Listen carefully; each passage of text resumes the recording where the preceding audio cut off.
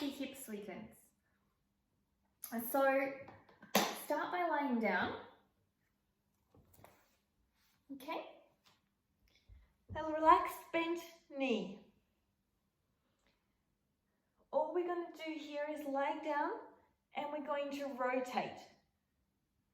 Okay? So you want to gently switch your stomach contraction on as you rotate. Okay?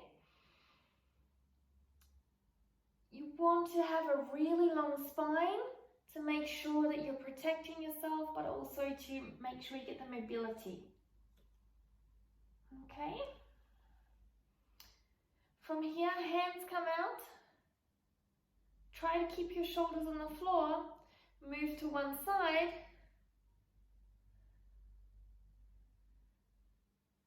And then rolling from the other side.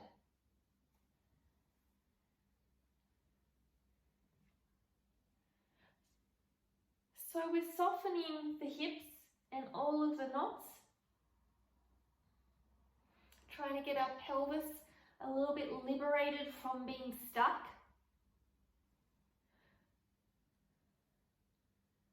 So this is a softening exercise to get ready for the next exercise. So from here, you're going to rotate to the side.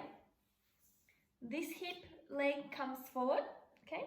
You can perhaps flex or point, and then you're going to move the other leg back, and you're going to feel a stretch here in the leg, okay?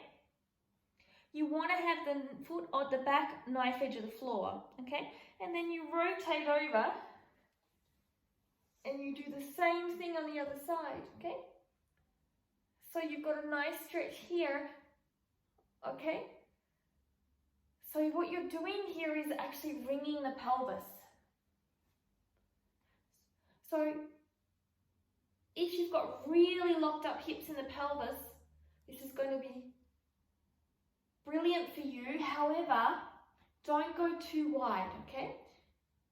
This could end up being not beneficial. So make sure you start gently. There's no need to go to extremes.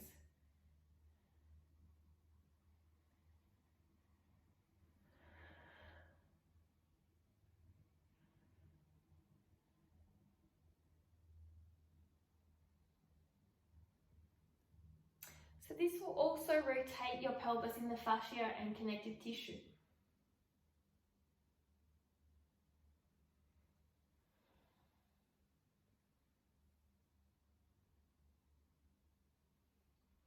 This is like brushing your teeth and what you would want to do daily.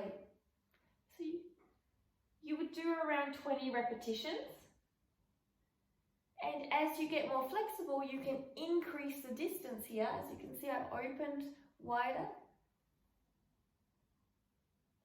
And rotate further. And then bring your pelvis back and breathe a little bit. So these exercises here I would do daily, and the next exercises I'm going to show you, after 2 weeks of doing these exercises, you can start to incorporate. First level, we did just the rotational movements, and then we did the larger movements here, okay? So now we're going to actually add a little bit where our arms are getting into action. So from here, we're going to bring our arms up overhead and rotate.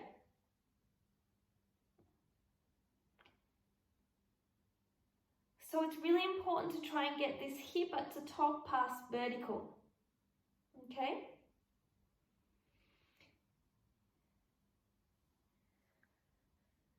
It's really great for the piriformis and glute medius. So take your time with this. So you really want to feel this stretch from your lats down your side.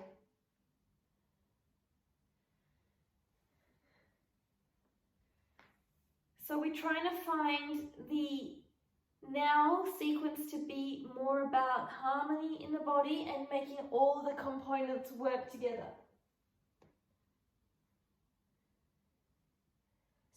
pointing down with your foot, pointing down with your knee here. I would look at 15 to 20 repetitions. So again, here, rotating around all the way to the side. So once you've done around 20 repetitions, you want to lengthen out, so this leg comes forward, but the foot is relaxed here. Okay? And you're going to swap over your legs. So from here, you're going to bring this knee forward. Your arm is up. And you're going to drop down here and rotate up. Okay? You can have your hand here. And you should be able to open up here into the hip mobility. Okay? Once you get into this movement here, you can keep this back leg down and just rotate through the hip joint, getting the knee down. So the ability to get the rotation is a full body movement, but takes a lot of time, okay? And from behind,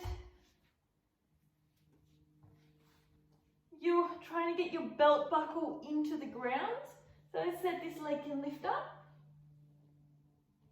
Here, rotation, but at first, you might be more like this rotation.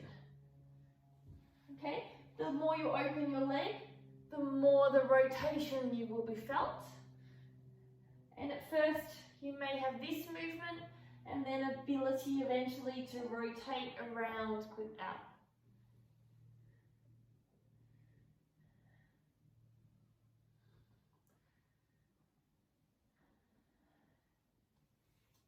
So this is very good for circulation problems, pelvic floor problems, for impingements into the body of the hip. So what happens is once you do the first line, then you do the second movements, it'll grow really quickly. I hope you enjoy. Namaste.